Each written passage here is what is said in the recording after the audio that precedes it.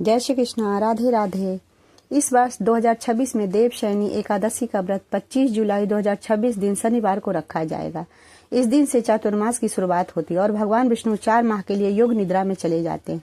एकादशी का व्रत पारण 26 जुलाई दिन रविवार को सुबह 5:39 से 8:22 बजे के बीच किया जाएगा। अब जानते हैं देवशयनी एकादशी के पूजा का नियम और महत्व। इस दिन प्रातः स्नान करके पीले वस्त्र धारण करते हैं और भगवान विष्णु के साथ माता लक्ष्मी की पूजा करते हैं। पूजा में धूप, दीप, फल, पंचामृत और तुलसी के पत्तों का प्रयोग अवश्य करें। इस दिन ओम नमो भगवते वासुदेवाय नाम मंत्र का निरंतर जाप करें। व्रत का आरंभ 10वीं की रात से ही होती है, जिसमें रात्रि का भोजन नहीं किया जाता। एकादशी व्रत में चावल का सेवन पूर्णतः वर्जित माना गया है।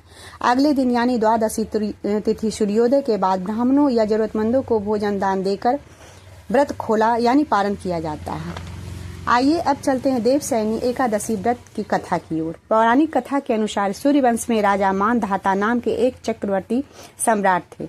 उनके राज्य में प्रजा बहुत सुखी थी, लेकिन एक बार उनके राज्य में लगातार 3 वर्षों तक भयंकर सूखा पड़ा। बारिश न होने के कारण चारों तरफ हाहाकार मच गया और यज्ञ कर्म भी बंद हो गया। अपनी प्रजा के कष्टों को दूर करने के लिए राजा मानधाता जंगल में भटकते हुए महर्षि अंगिरा के आश्रम में पहुंचे। राजा ने मुनि को प्रणाम करके अपने राज्य के संकट का कारण पूछा। तब महर्षि अंगिरा ने उन्हें आषाढ़ शुक्ल पक्ष की देवशयनी एकादशी का व्रत करने की सलाह दी।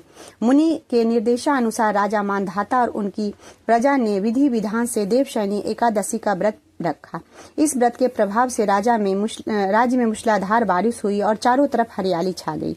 राजा और उसकी प्रजा का जीवन फिर से खुशहाल हो गया।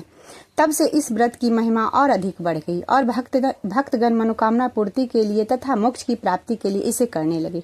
बोलो एकादशी माता की जय, कृष्ण भगवान की जय।